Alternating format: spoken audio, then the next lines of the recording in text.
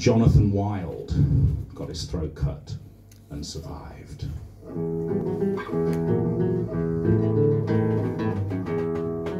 Jonathan Wild got his throat cut and survived.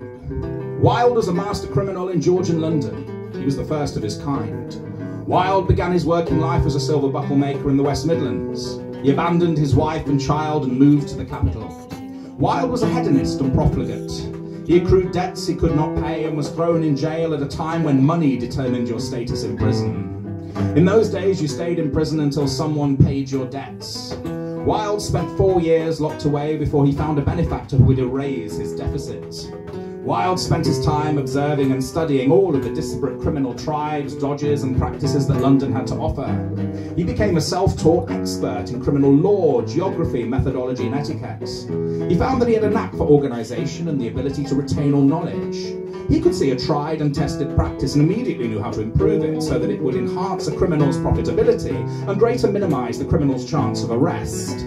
A prostitute paid Wild's debts. Wild served as her bodyguard for a while. Wild accrued mentors, absorbed their knowledge, tinkered with and calibrated their practices. He made his mentors money and then superseded and discarded them.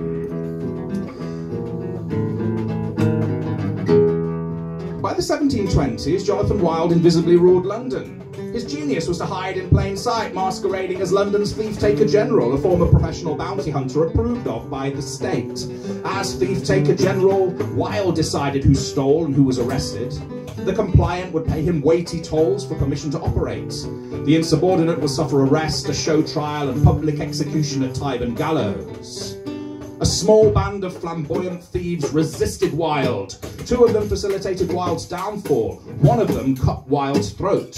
Of the 2 men, history would favour Jack Shepherd, a polymath of criminal incompetence, blessed with good looks and a necessary genius for escapology.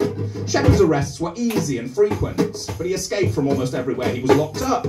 Each escape, a well-publicised thumb nose at Wild, the law enforcer, and private incitement to rebellion amongst Wild's cowed and intimidated vassals. But it was Joseph Blake who cut Wild's throat.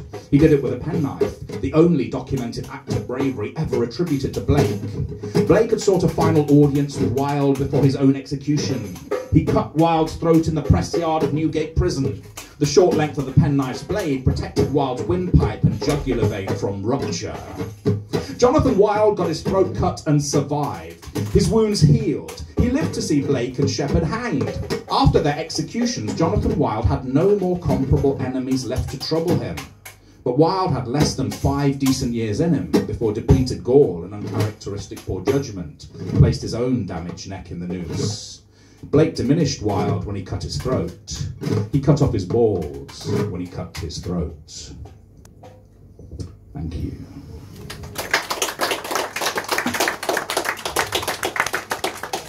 The last movement in